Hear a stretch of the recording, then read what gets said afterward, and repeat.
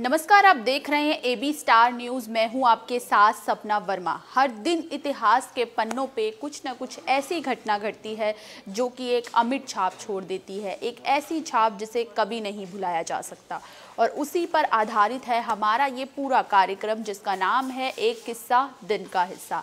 चलिए बढ़ते हैं हमारे पहले किस्से की तरफ। हमारा पहला किस्सा जुड़ा है स्वतंत्रता सेनानी से, उस महिला स्वतंत्रता सेनानी से जिसने एक बड़े आंदोलन की नींव रखी और पर्दा प्रथा जैसी उस वक्त की सबसे जो कुप्रथा थी उसका विरोध किया और महिलाओं को उनके अधिकार दिलवाए। आइए नजर डालते हैं उस शख्सियत पर। आइए जानते हैं आज क्या है खास। खंगालते हैं इतिहास के पन्ने। भारत के इतिहास पर अगर गौर किया जाए तो सबसे पहले जहन में आज़ादी की एक लंबी लड़ाई और उन आंदोलनकारियों की छवि आती है जिन्होंने इस लड़ाई में अपनी अहम भूमिका निभाई। आज़ादी की लड़ाई में त्याग और बलिदान की मूरत को पेश करती हुई उनकी भूमिका हमेशा नजर आई।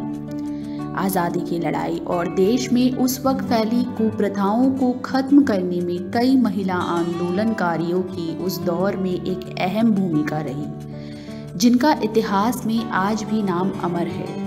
और वो महिला आंदोलनकारी जिन्होंने छुआछूत और पर्दा प्रथा का उस वक्त पुरजोर विरोध किया, जब महिलाओं के अधिकार सीमित थे और उस दौर में महिलाओं के हक के लिए आवाज़ उठाई गई। वो शख्सियत थी जानकी देवी बजाज। साल 1893 का वो दौर जब आज ही के दिन मध्य प्रदेश में उनका जन्म हुआ था। वो ज़्यादा पढ़ नहीं पाई। मात्र 8 साल की उम्र में उनका 12 साल के जमनालाल से विवाह हो गया। उनके पति जमनालाल ने उनका हमेशा हर फैसले में साथ दिया। जमनालाल भी खुद एक आंदोलनकारी थे और आज़ादी की लड़ाई में महात्मा गांधी के कट्टर समर्थक थे। महात्मा गांधी उन्हें अपने बेटे की तरह मानते थे। महात्मा गांधी के विचारों का उनके जीवन पर एक बड़ा असर हमेशा से देखने को मिला। जानकी देवी ने खादी उद्योग को उस वक्त एक नया आयाम भी दिया। साल 1919 का वो दौर जब महिलाओं की आज़ादी के लिए समाज में फैली पर्दा प्रथा का उन्होंने अंत किया। 28 साल की उम्र में उन्होंने अपने सिल्क के वस्त्रों को त्याग कर खादी को अपनाया। वो अपने हाथों से सूरत काटती थी और सैकड़ों लोगों को भी सूत काटना सिखाती थी।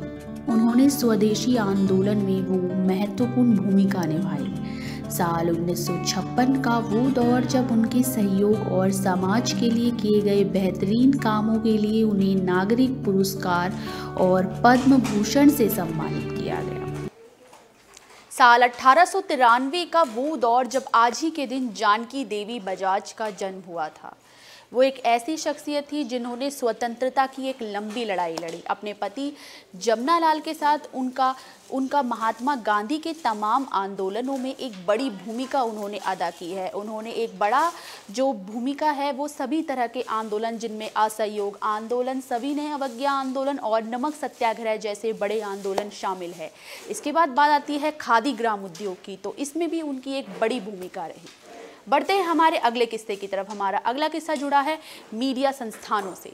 मीडिया संस्थानों से आज के लिए जो दिन है वो बेहद ही सम्मानजनक है। क्यों सम्मानजनक है, चलिए इस पर एक नज़र डालते हैं। मीडिया, जिसे लोकतंत्र का चौथा स्तंभ कहा जाता है, सरकार और जनता के बीच की कड़ी का काम करती है मीडिया। जनता की आवाज़ का काम करती है मीडिया। कई बार तो पत्रकारिता के दौरान कई जोखिमों का भी सामना करना पड़ता है, लेकिन इसके बावजूद भी मीडिया डटकर देश की सेवा करता है और जनता की समस्याओं को सरकार तक पहुंचाता है। सरकार पर दबाव बनाने का काम भी मीडिया ही करता है। बतौर पत्रकार ये ज़रूरी है कि निष्पक्ष होकर आप सच दिखाएं। अब आप सोच रहे होंगे कि मीडिया को लेकर आज हम इतना ज़्यादा ज्ञान क्यों दे रहे हैं, तो चलिए आपकी तमाम दुविधाओं को दूर किया जाए। दरअसल आज का दिन तमाम मीडिया संस्थानों को समर्पित है। 7 जनवरी साल 2020 को 30 मीडिया संस्थानों को सम्मानित किया गया था। इस सम्मान का ऐलान केंद्र सरकार ने पहला अंतर्राष्ट्रीय योग दिवस मीडिया सम्मान पर किया। इस सम्मान को देने का मकसद मीडिया की भूमिका को लोगों तक पहुंचाना था। ये सम्मान टेलीविज़न, रेडियो और अखबार में योग के प्रचार प्रसार को बढ़ावा देने के मकसद से दिया गया। साल 2020 का दौर, जब मीडिया संस्थानों में से 30 संस्थान ऐसे संस्थान थे, बड़े संस्थान थे जिन्हें सम्मानित किया गया था। ये सम्मान दिया गया था अंतर्राष्ट्रीय योग दिवस की कवरेज के लिए। इस कवरेज को देश विदेशों तक पहुंचाने का काम किया था मीडिया ने।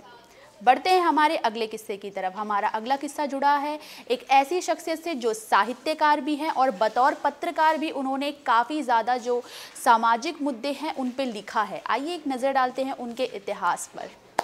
इस उम्र में भी मैं इतनी बोल्ड हूँ कि मैंने हारना नहीं सीखा। ये लफ्ज़ उस शख्सियत के हैं जिनकी साहित्य जगत में एक अहम भूमिका रही। वो एक पत्रकार है, वो एक उपन्यासकार है और साथ ही साथ एक सामाजिक कार्यकर्ता भी। नज़र डालते हैं उस शख्सियत के इतिहास पर। साल 1947 का वो दौर जब महाराष्ट्र के सतारा में शोभा डे का जन्म हुआ। शोभा डे का असली नाम शोभा राजध्याय है, लेकिन उन्हें लोकप्रियता शोभा डे के नाम से ही मिली। Queen Mary school of Saint Xavier's college से उन्होंने अपनी पढ़ाई लिखाई पूरी की। उन्हें मॉडलिंग काफ़ी पसंद थी, इसमें उन्होंने ज़्यादा समय नहीं बिताया। साल 1970 के दौर में उनको मीडिया को एक सफल करियर के रूप में उन्होंने अपनाकर इस क्षेत्र में अपना अच्छा प्रदर्शन किया। उन्होंने कई साहित्य और उपन्यास लिखे। इन उपन्यासों में अधिकतर सामाजिक मुद्दों पर कटाक्ष करते हुए नजर आए। साल 1947 का वो दौर जब पत्रकारिता में अपनी पहचान बना रही शोभा डे का जन्म हुआ था। शोभा डे एक उपन्यासकार हैं, एक पत्रकार है और बतौर लेखक भी उन्होंने कई ऐसे मुद्दों पर कटाक्ष किया है। समाज की तमाम बुराई और कुरीतियों पर उनके लेख देखने को मिलते हैं। वक्त हो चला है अब आपसे विदा लेने का। हम फिर मिलेंगे किसी नए किस्से के साथ। तब तक के लिए देखते रहिए एक किस्सा दिन का हिस्सा। शुक्रिया।